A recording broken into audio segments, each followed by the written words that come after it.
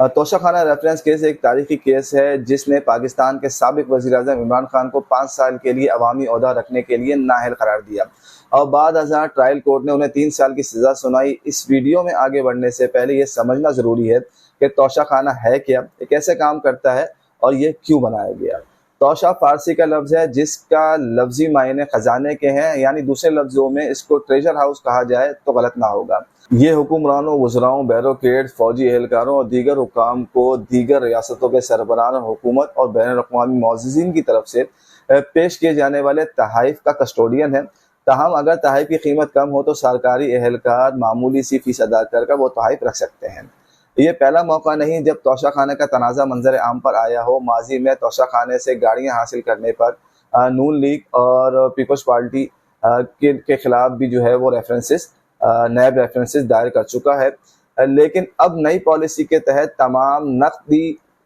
تحائف قومی خزانے میں جمع کرائی جائیں گے اور تمام سونے اور چاندی کے سکے اسٹیٹ بینک پاکستان میں منتقل کیے جائیں گے، جبکہ تحائف میں دی جانے والی کارز سینٹرل پول کو دے دی جائیں گی، جبکہ تمام سول اور فوجی اہلکار صرف $300 یا اس سے کم قیمت کے تحائف ہی خرید سکتے ہیں، وہ بھی نامنل فیس کے اگینسٹ۔ باقی تمام تحائف چاہے ان کی مالیت کچھ بھی ہو 30 دن کے اندر توشہ خانے میں رپورٹ کرنا ہوں گے اور رپورٹ کرنا لازم ہے۔ اسی طرح سرکاری اہلکاروں کو ودن 30 days یہ اطلاع کرنا ہوگا کہ ان کو کیا گفٹ موصول ہوا ہے۔ تو یہ نئی امینڈمنٹ تھی توشہ خانہ ریفرنس کے حوالے سے، لیکن توشہ خانہ عمران خان کو بطور وزیر اعظم ملنے کے تحائف کی خرید و فروخت کے الزامات کے بعد اب بہت زیادہ موضوع بحث بنا ہوا ہے، کیونکہ عمران خان کے اوپر یہ الزام ہے کہ 2018 سے 2022 تک انہوں نے اپنے منصب کا غلط استعمال کیا اور اس کا غلط استعمال کرتے ہوئے تحائف بیچے جن کی مالیت تقریباً 14 کروڑ روپے یا $6,35,000 سے زائد بنتی ہے۔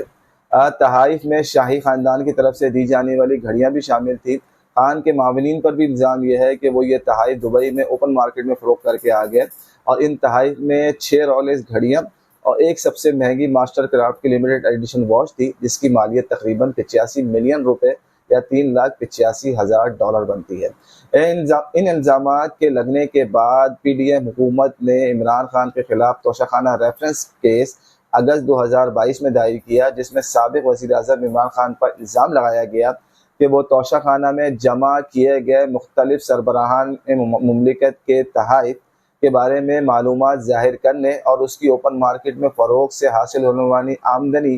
کی معلومات دینے میں ناکام رہے ہیں، جس کے بعد اسپیکر راجہ پرویز اشرف کو وہ ریفرنس دیا گیا، جنہوں نے بعد میں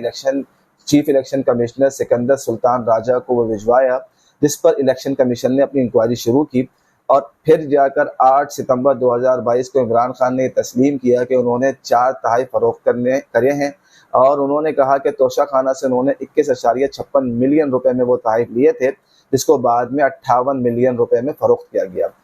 جن تحائف کے اندر 4 رولکس گھڑیاں اور ایک کرافٹ واچ تھی جس کے ساتھ کفلنگز، ایک انگوٹھی اور ایک قیمتی پین شامل تھا۔ اس انکوائری کے بعد پی ٹی ایم کے وکیلوں نے سابق وزیر اعظم کے خلاف اپنے الزامات کی حمایت میں ثبوت پیش کیے اور ان کی نااہلی کا مطالبہ کیا، جس پر الیکشن کمیشن نے 21 اکتوبر 2022 کو اپنے حتمی فیصلے میں عمران خان کو بدعنوانی پر 5 سال کے لیے نااہل قرار دیا اور ساتھ انہوں نے ایک اسلام آباد ہائی کورٹ میں ایک درخواست دائر کی جس پر عمران خان کے خلاف کرمنل پروسیڈنگ چلانے کی جو ہے وہ مطالبہ کیا گیا تھا۔